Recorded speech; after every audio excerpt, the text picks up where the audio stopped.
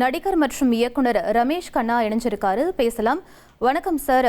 திரைக்கு பின்னால் மட்டுமல்ல, திரைக்கு முன்னாலும் பல்வேறு ஆளுமைகளை உருவாக்கியவர் இயக்குனர் இமயம் பாரதி ராஜா அவர்கள் இன்று மறைந்திருக்கிறார். உங்களுடைய இரங்கல் செய்தியை பதிவு பண்ணுங்க.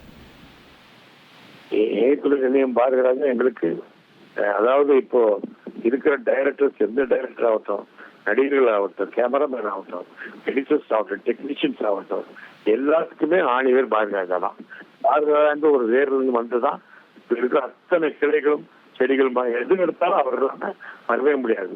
உதாரணத்துக்கு சொல்ல போனீங்கன்னா பாரதி ராஜாவோட அசிஸ்டன்ட் தான் மணிவண்ணன் அசிஸ்டன்ட் தான் விக்ரமன் சார் அசிஸ்டன்ட் தான் ரவிக்குமார் அசிஸ்டன்ட் தான் நான்.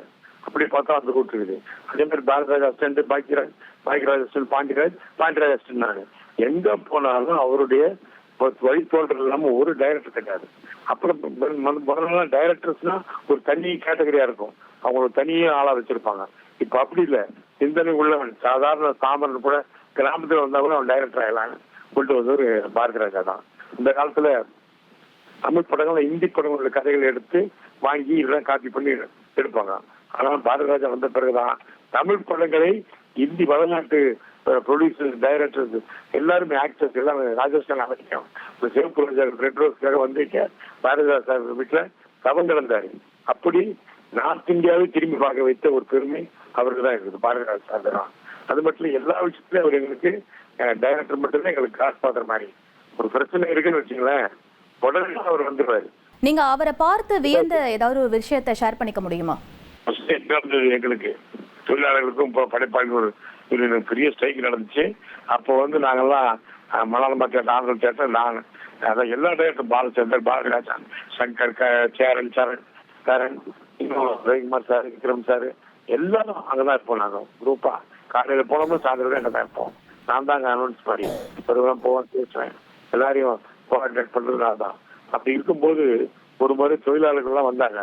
அவங்களோட சில காடி கும்பல் வந்துருச்சு. அவங்களுக்கு தெரியாம கூட பாரதிராஜா காரெல்லாம் உடைச்சிட்டாங்க. உடைச்சிட்டு எங்க கண்ணாடி டோர்லாம் உடைச்சாங்க. அப்போ நாங்கெல்லாம் பயந்து ரூம்ல ஒழிச்சோம். அப்போ பாரதிராஜா சார் தான் தைரியமா ஏன் பயப்படுறீங்க, என்ன பண்ணுவோம் வாடா அப்படின்னு சொல்லி அப்படியே எங்களை கூட்டு வெளியே நிறுத்தி நின்னாரு. நின்னதை பார்த்து எல்லாரும் ஓடிட்டாங்க. ரவுடிஸ் மொத்த பேரும் ஓடிட்டாங்க அந்த ஏரியா விட்டு.